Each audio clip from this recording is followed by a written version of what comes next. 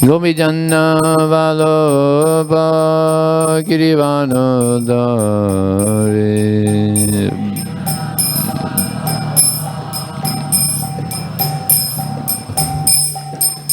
Gopijanna Vallabha Girivanodari.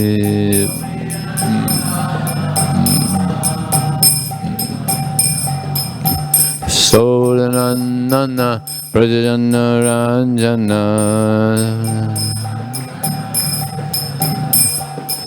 Yasodananana Prajajanna Ranjana Jamnatira Vanachari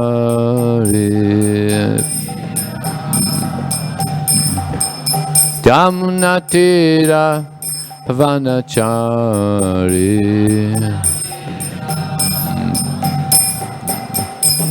Jai Radha Madhava Kunya Vihari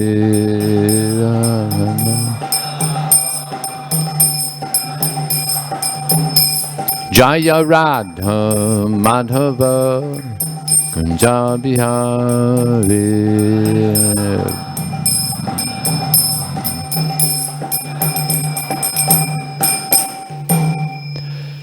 Jayom Vishnupad Paramahansa Pravajakacharya Astatir Satashishimad His Divine Grace Srila A.C. Bhaktivedanta Swami Srila Prabhupada Ki Ananta Gaura Vaishnavanda Ki Jai Namacharya Srila Haridas Thakur Ki Jai ISKCON Founder Acharya Srila Prabhupada Ki Jai Prem Zagaho Shri Krishna Chaitanya Prabhu Nityananda Shri Advaita Gadadhar Srivasadi Gaur Bhaktivinoda Ki Jai Shri Shri Radha Krishna Gopinath Shamakun Radhakun Giti Govardhan Ki Jai Shri Vrindavan Ki Jai Shri Maya Purnavidam Ki Jai Gangamaya Ki Jai Jamunamaya Ki Jai Tulsi Devi Ki Jai Bhakti Devi Ki Jai Samaveda Bhaktivinoda Ki Jai Transcendental Book Distribution Ki Jai Harinam Sankirtan Ki Jai Go Premanandi. How glorious assembled devotees. How glorious assembled devotees. How glorious assembled devotees. How glorious the Shishi Guru and Sri Gauranga.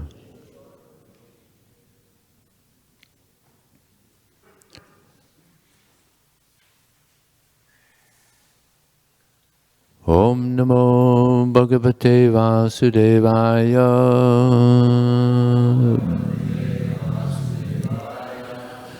Om Namo Bhagavate Vasudevaya.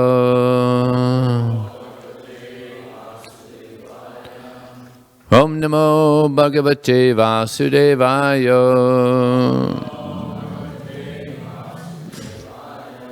So we're starting a new chapter today. This is chapter 8. Lord Krishna shows the universal form within his mouth.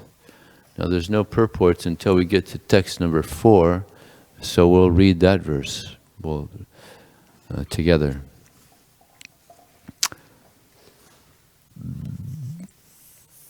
Chapter 8.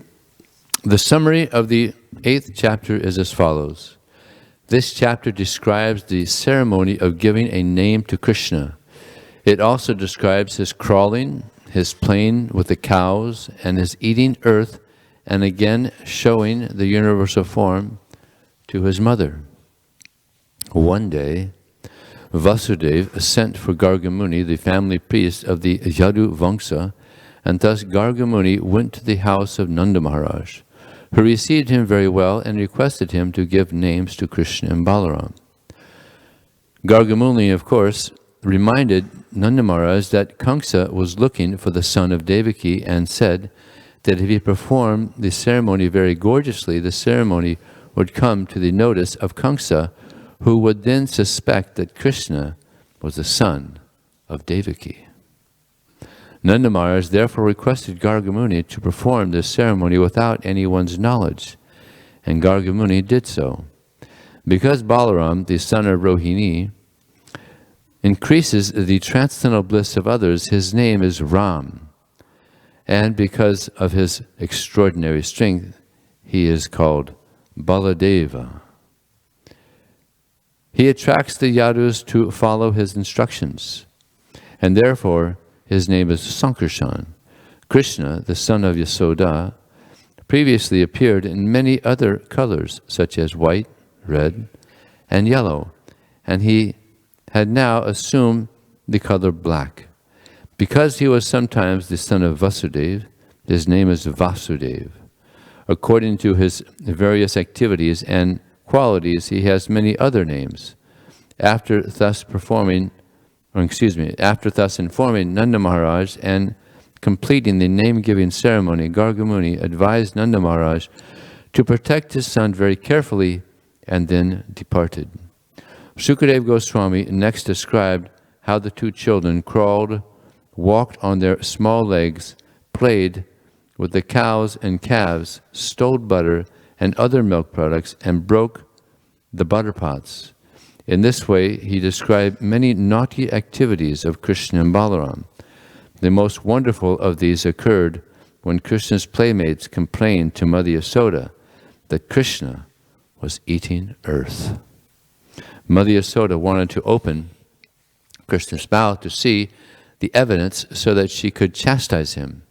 Sometimes she assumed the position of a chastising mother, and at the next moment she was overwhelmed with maternal love.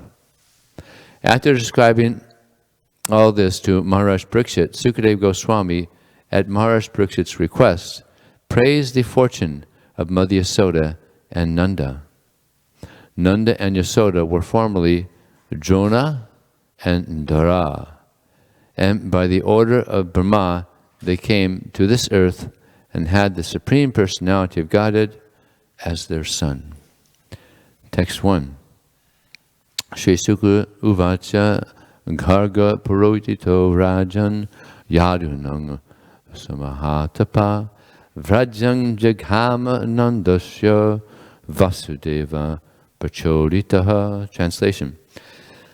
Sukadeva Goswami said, O Maharaj Parikshit, the priest of the Yadu dynasty, namely Gargamuni, who was highly elevated in austerity and penance, was then inspired by Vasudeva to go see Nanda Maharaj at his home. Text 2. Tang drisva paramaprita pratyudhaya kritanjali anachar Dorksajadiya Pranita Puraksharam. When Nanda Maharaj saw Gargamuni present at his home, Nanda was so pleased that he stood up to receive him with folded hands. Although seeing Gargamuni with his eyes, Nanda Maharaj could appreciate that Gargamuni was adhoksaja. That is, he was not an ordinary person, seen by material senses. Text 3. Supovistang kritatidyam gira sunutaya munim Nanda yitva bravid brahman purnasya kabhavamakim. When Gargamuni had been properly received as a guest and was very comfortably seated, Nanda Maharaj submitted with gentle and submissive words. Dear sir, because you are a devotee, you are full in everything. Yet my duty is to serve you. Kindly order me. What can I do for you? Now today's verse, text 4. Mahadvat vichalanam nirnam Grihinam dhina chetasam Nishre yasaya bhagavan Kalpate nanyata kvachit Mahad vichalanam nrinam Grihinam dhina chetasam Nishreya Isaya Bhagavan Kalpate Nanyata Kuchit Madvichalanam Rinam Grihinam dinachetasam Nishreyasaya Bhagavan Kalpate Nunyata Kvachit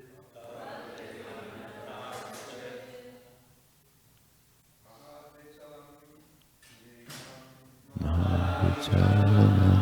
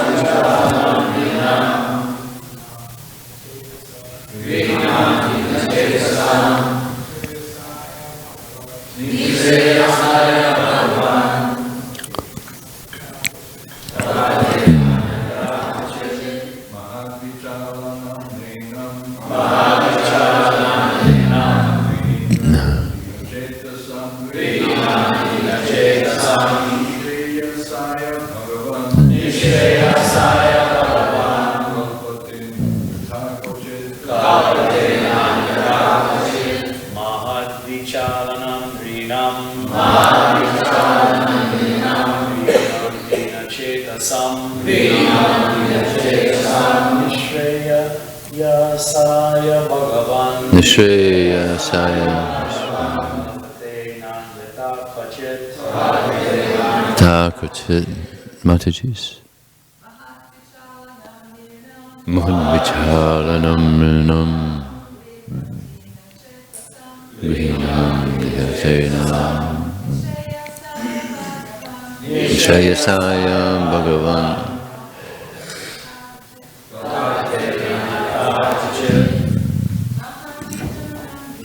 Mohan Vichalanam Rinam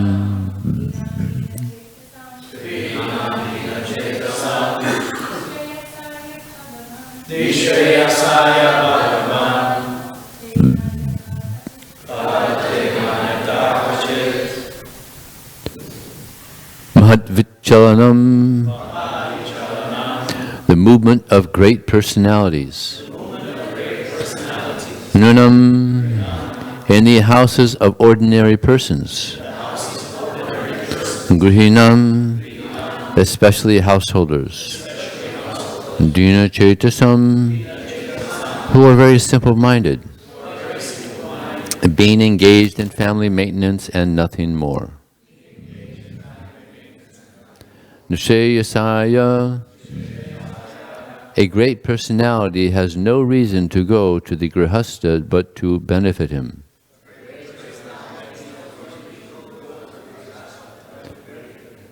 Bhagavan, O most powerful devotee, Kalpate is to be taken that way.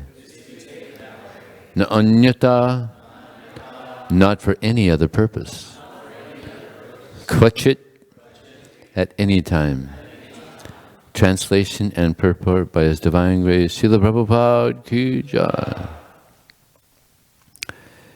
O my Lord, O great devotee, persons like you move from one place to another, not for their own interests, but for the sake of poor-hearted grihastas, householders. Otherwise, they have no interest in going from one place to another. Purport. As factually stated by Nanda Maharaj, Garga Muni, being a devotee, has no needs. Similarly, when Krishna comes, he has no needs, for he is Purna, Atmarama. Nonetheless, he descends to this material world to protect the devotees and vanquish the miscreants. Pritranaya sadhanan vinasaya tiduskritam. This is the mission of the Supreme Personality of Godhead. And devotees also have the same mission. One who executes this mission of para upakara, performing welfare activities for people in general, is recognized by Krishna, the Supreme Personality of Godhead, as being very, very dear to him. Nacha tasman manushyesu kaschyan me priyakritama. Similarly, Chaitanya Mahaprabhu has advised this para upakara, and he has especially advised the inhabitants of India. Bharata bhumite hoila manusya janmajar janma sartika kara para upakara. One who has taken his birth as a human being in the land of India, Bharatvash, should make his life successful and work for the benefit of all other people. Chaitanya Charitamrita Adi Lila 941. On the whole, the duty of a pure Vaishnava devotee is to act for the welfare of others. Nanda Maharaj could understand that Garga Muni had come for this purpose, and that his own duty was now to act according to Garga Muni's advice. Thus he said, "Please tell me, what is my duty?" This should be the attitude of everyone, especially the householder. The Varnashram society is organized into 8 divisions: Brahmana, Kshatriya, Vaishya, Sudra, Brahmacharya, Grihastha, Vanaprastha, and Sannyas. Nanda Maharaj represented himself as a Grihinam, a householder. A Brahmachari factually has no needs, but Grihi, householders, are engaged in sense gratification, as stated in the Bhagavad Gita 2:44, Bhogaiswarya prasaktanam taya prachitasetasam. Everyone has come to this material world for sense gratification, and the position of those who are too attached to sense gratification and who therefore accept the Grihastha ashram is very precarious. Since everyone in this material world is searching for sense gratification, Grihasthas are required to be trained as Mahat, great Mahatmas. Therefore, Nanda Maharaj specifically used the word Mahad Vichalanam.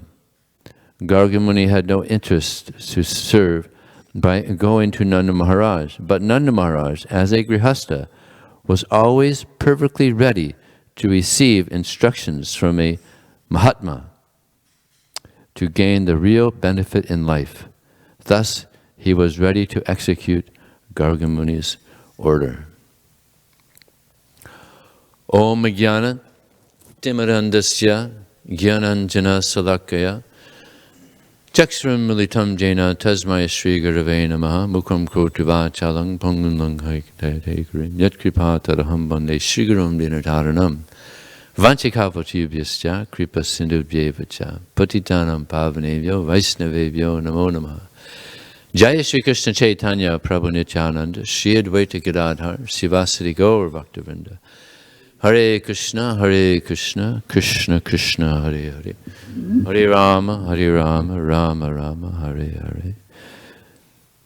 I beg the blessings of all the Vaishnavas that I could say something which is beneficial, pleasing, and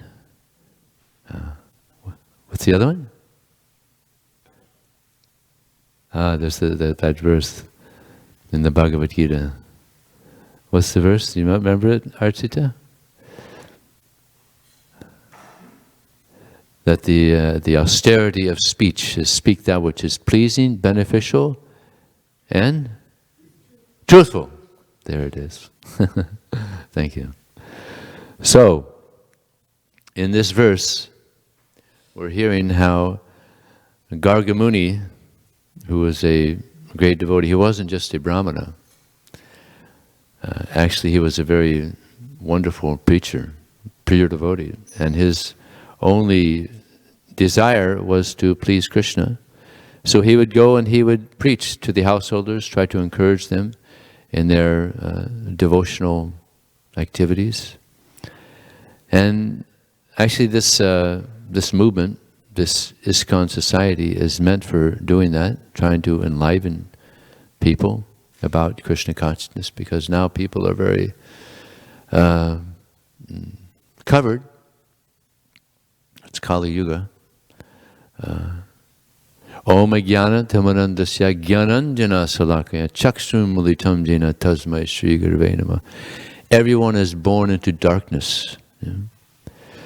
So this process of Krishna consciousness is meant to free us from this darkness, get this light of Krishna consciousness. And devotees aren't only interested in themselves becoming enlightened and free of this darkness, but they also want to help others become free of this darkness.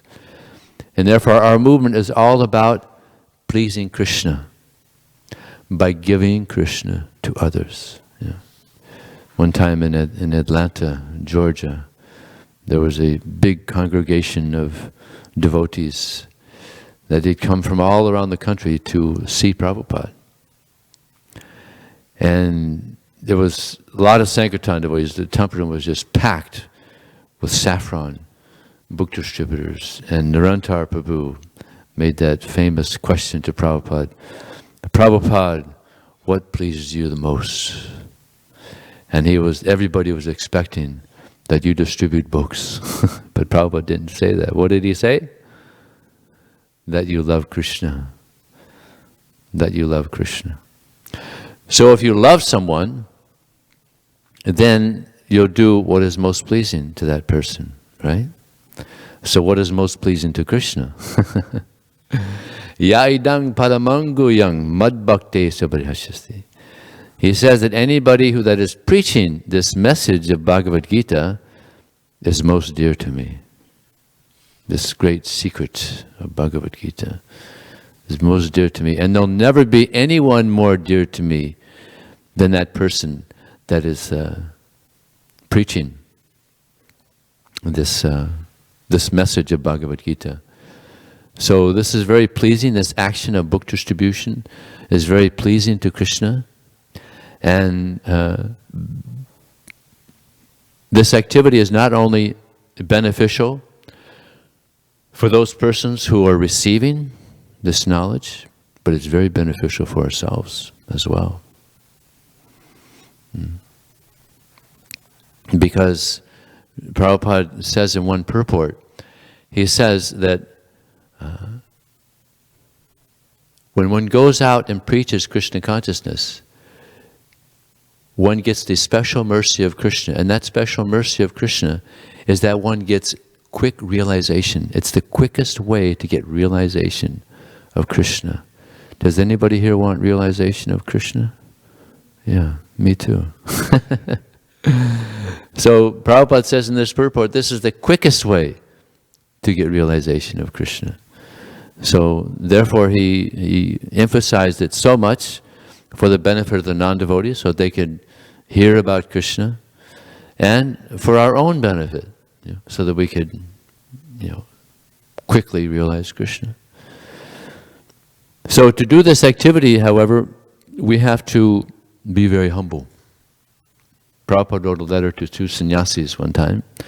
He said, if you're not humble and you're not tolerant, you'll not be able to spread this Krishna consciousness.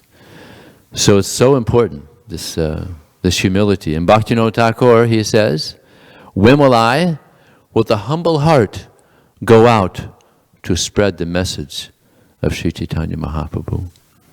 So with a humble heart means going out with a desire to please Krishna and to help the conditioned souls. This is the mood. It's like this is the mood of spreading Krishna consciousness. Just like Prabhupada, when he came, he wrote that beautiful poem, Markine Bhagavad Dharma. He said, I do not know how they will understand this message, but I have great faith in your holy name. So when we're preaching Krishna consciousness, we have to have this faith that people will benefit. It's not that, it's like there's this idea that people aren't reading the books, where's all the devotees, we're distributing so many, where are they? But people are reading the books. Quite often I find people, when I'm on book distribution, they'll quote parts of Prabhupada's books. I love that quote, and they'll quote it to me. Wow, cool. And it turns out to be a nice quote. So people are, not only they're reading, they're memorizing quotes of Srila Prabhupada's books. So people are reading, they're benefiting. But even if they don't read, they benefit. They give a donation, they take a book. Just like we have the marathon coming on now. So it's an opportunity to increase the distribution of Prabhupada's books. It's an opportunity for people to hear more about Krishna. Srila Prabhupada, he said he wanted everybody in the world to hear the wonderful glories of Krishna. So this is the desire of the pure devotee.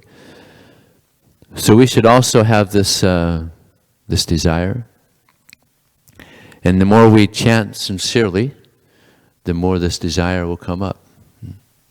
Srila Prabhupada once said, 99% of our advancement in Krishna consciousness is in the chanting of Hare Krishna, Krishna Krishna, Hare Hare, Hare Ram, Ram Ram, Hare Hare. So what is this prayer? We're praying for service. So we know what service pleases Krishna the most. Actually, our whole process is about prayer. The first thing we do when we, start our day is we're praying. Samsara davam alalita loka tanaya karanya ganaganatva. The spiritual master is receiving a benediction from the ocean of mercy.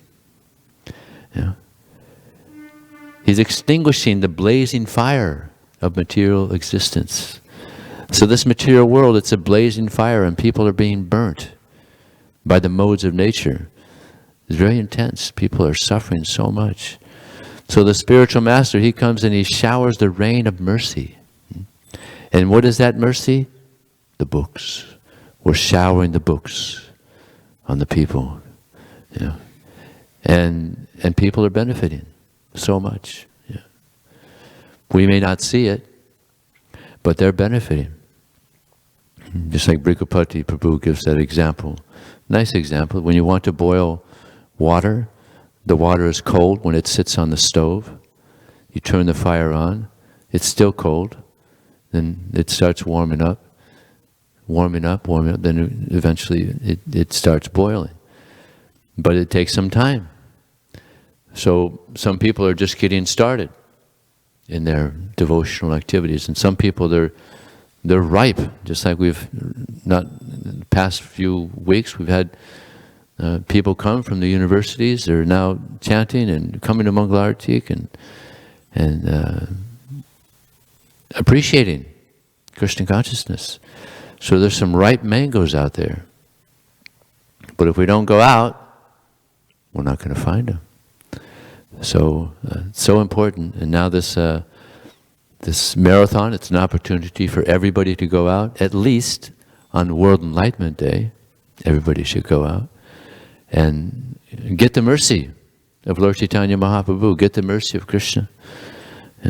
People are looking, not everyone. Most people are looking for sense gratification, but there's some people that are looking for the truth.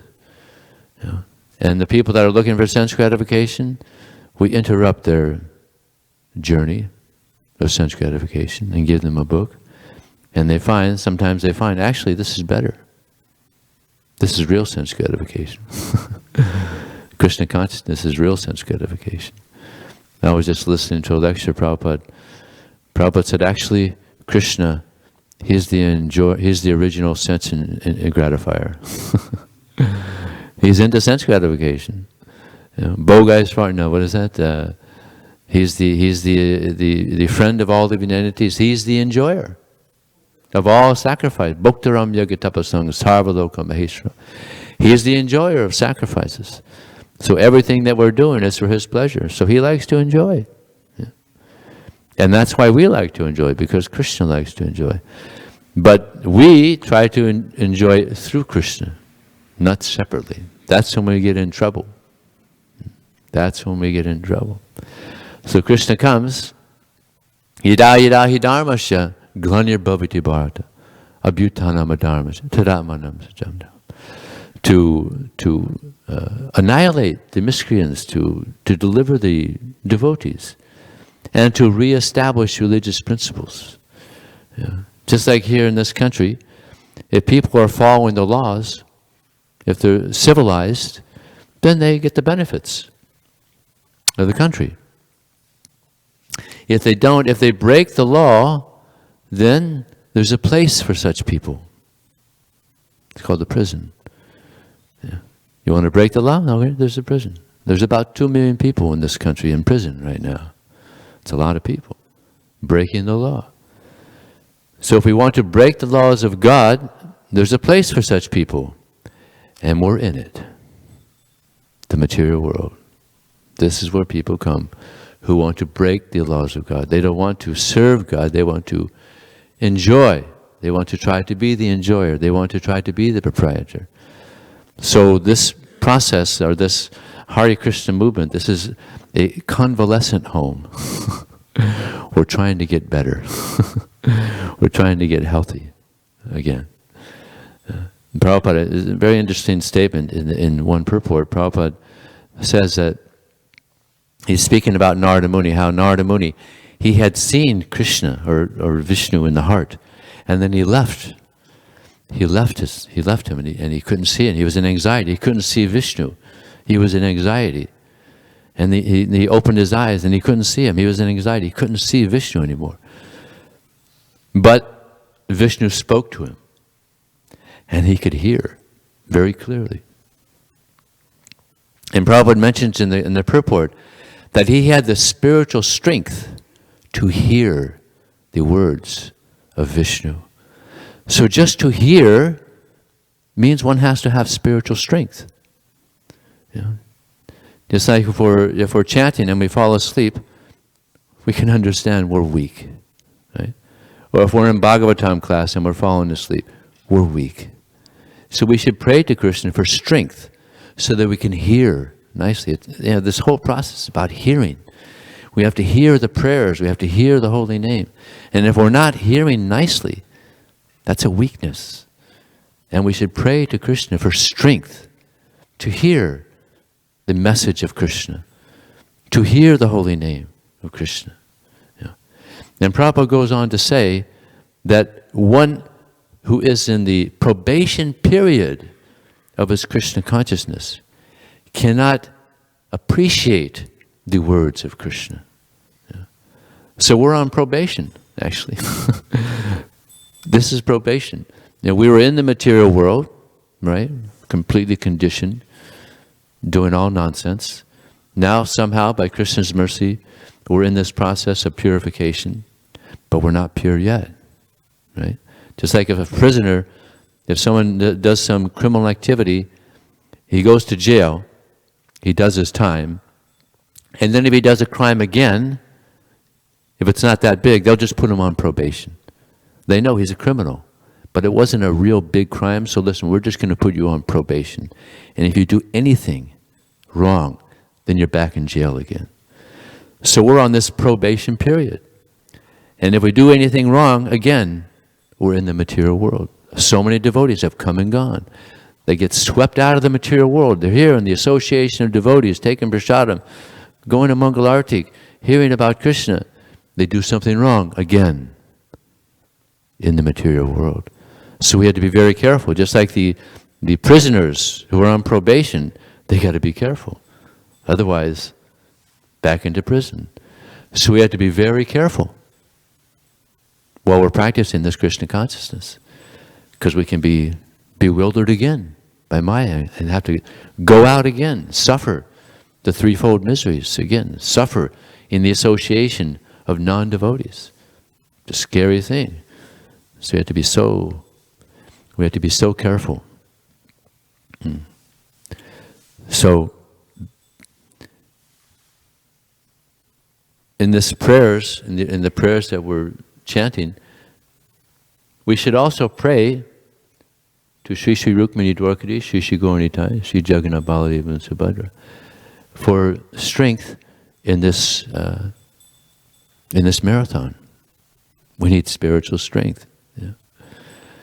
And actually, on Sankirtan also, we have to pray a lot. Yeah. And this gives us strength. Especially, we should pray for compassion. We don't know how much people are suffering. We don't see it so much. We're not out there. But there's a lot of suffering going on. And the suffering is going on because of lack of Krishna consciousness. If they can become Krishna conscious, then they overcome the suffering of this material world. So we should pray for this compassion. We should pray for sincerity. And Krishna, he reciprocates. That's a nice thing about book distribution, is that you may be having a hard time, but then you pray to Krishna. You sincerely pray to Krishna. And Krishna just sends so many nice people to take books. Yeah. So the marathon starts. Do you have the month marathon, or you still have the 10-day marathon? 6-week. We're in the marathon, it sounds like. So we should pray to Krishna that we could have some strength to convince the conditioned souls to take this knowledge. I was just reading in one purport. Actually, if you want to get inspired to distribute books, just read Prabhupada's books a lot, and you're going to get inspired, because Prabhupada's always talking about preaching. I just read something nice. He said some of the most beautiful, he says, what was it? He says, the greatest mercy to society is giving Krishna to others.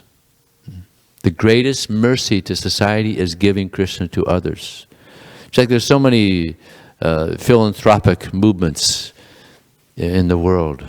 So many movements trying to do good for others. Feeding the poor and building hospitals and schools. But this is nothing compared to giving Krishna to others. This is the greatest thing that we can do for others. Nothing greater.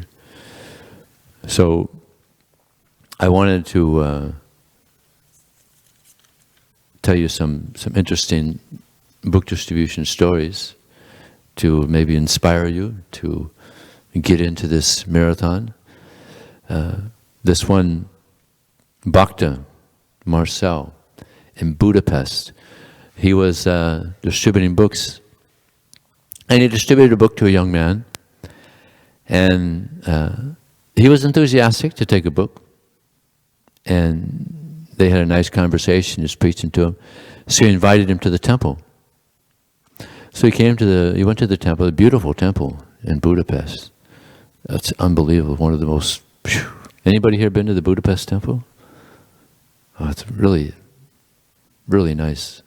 Juta Karma, boo-boo. So he went to the temple, and the devotee, Bhakta Marcel, brought him to the temple room and showed him around, and really beautiful temple room. I mean, it's a really pucka, Shiva Ramaswamy, it's under his management. So the farm temple also is like, unbelievable. If you ever go to Europe, you got to go to Hungary. Check out these temples, they're so beautiful. So this Bhakta Marcel's in the temple, so the devotee, this person who Bhakta Marcel had given a book to was in the temple, and Bhakta Marcel told him, I have to go do something, I'll be back in a few minutes. So he came back a half hour later, and this Bhakta was in shock. And Bhakta Marcel could see, well, he looks a little different. Excuse me, what's wrong? And this Bhakta, this new person that had just gotten books, he said, those statues, they're dancing. They were dancing. And Bhakta Marcel was like, you saw them dancing? Yeah, they were dancing. And he was shocked to see that. So, of course, he continued preaching to him, so he's coming around, and it looks like he might become a book distributor. Pretty amazing experience. In that same letter, another story came. One devotee was distributing books, and he approached one middle-aged lady, and he offered a Christian book to her. And she said, no, thank you. She was very favorable. She was talking to him and everything, and she didn't want a book. And she said, the reason I'm not taking the book is because when I was 17 years old, she was about maybe 35 or so at that time. She said, when I was 17, I got a Bhagavad Gita. And as I was reading it, I just started crying. And I was crying and crying. And through reading the whole Bhagavad Gita, I was just crying as I was reading the Bhagavad Gita. This is what I've been looking for. Actually, I can't give proper justice to it, so I have to read this to you. It's amazing.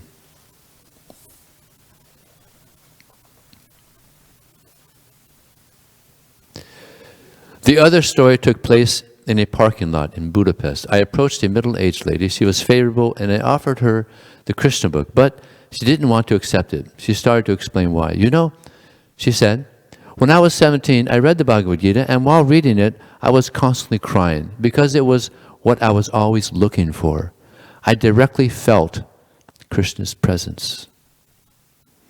When I was a little girl, I always felt that this world is not my home. I told my parents many times, "You are not my parents. I want to go home." The last 15 years, I have lived a mundane life with my husband and children, but I have always desired Krishna's association. I meditate every day, and I read Bhagavad Gita every day, but I feel that in this world, everything is gray and empty. And I desire to go to Krishna's home, to be with him. Finally, she bought the Krishna book and said that at first she didn't want to take it because if she would read more about Krishna, then she would cry a lot again. She actually cried several times during the conversation. She also said that she regularly visits people in the hospital who have cancer and preaches to them because the last part of human life is the most important. As she told me,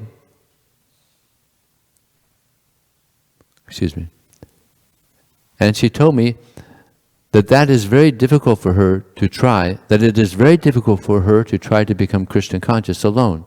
So she was happy that I invited her to the temple to join our community. Nice, huh? So many amazing things happen on book distribution. I remember I was distributing books one time at a university here in Southern California, and I was preaching to one Muslim man. And he was attracted to the book, found it very interesting. But he said, "But I can't take it." I said, "Why?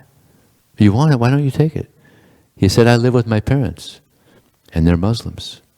They'll be very upset if I go home with this religious book. It's not the Quran." So I said, "Okay." So he went on. The next day I saw him. He said, "I'm so happy to see you. You won't believe what happened last night. I was sleeping and I had a dream. And the Bhagavad Gita appeared in my dream, glowing. And I was like, wow, this must be a very special book." In his dream, he's thinking this. And then he woke up, went back to sleep. And I told him, "You see, I told you, you have to have this book. You should read this book." He was still a little mental about it. Because he was worried about his parents. I told him, "Listen, God will protect you. Right? God came to you in that dream. The Bhagavad Gita is non-different than God. So he came to you in that dream to inspire you to take the book because it will enliven you in your spiritual life." And still he wouldn't take. Finally, I got a little heavy with him. I said, "Listen, you're on the mental platform. Get off the mental platform. Take this book and you'll learn so much." He said, "All right, you're right. I'm on the mental platform. Give me the book." And he gave a donation. Just recently, I was distributing books at Santa Monica College.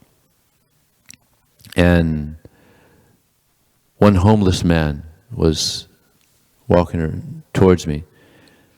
And I was thinking, "Oh no, don't come to my table." Because he looked like he hadn't taken a bath in maybe a couple years.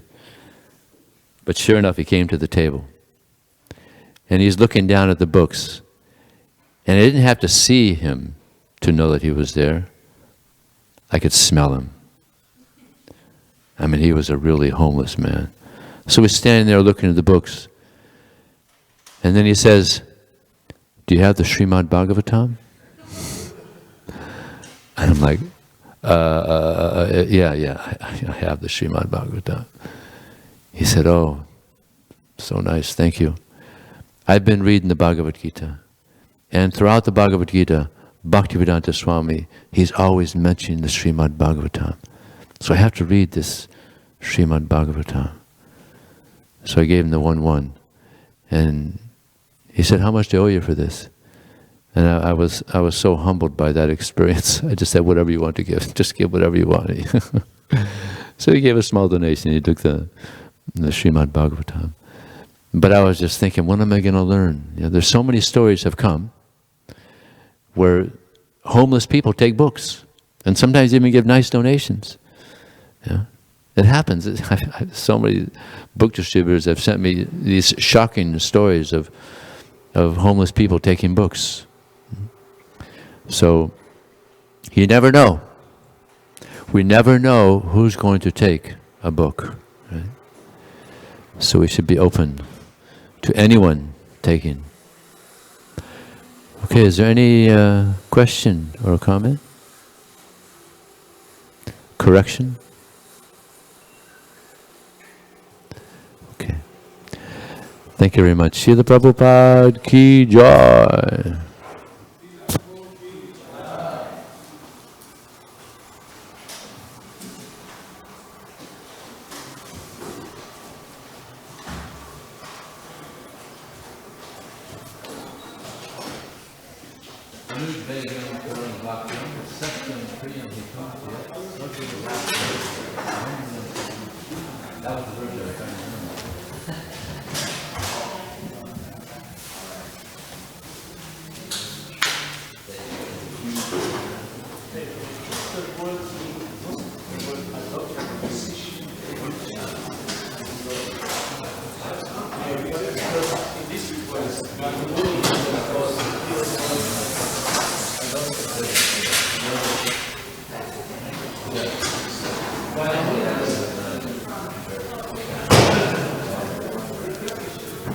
Nice.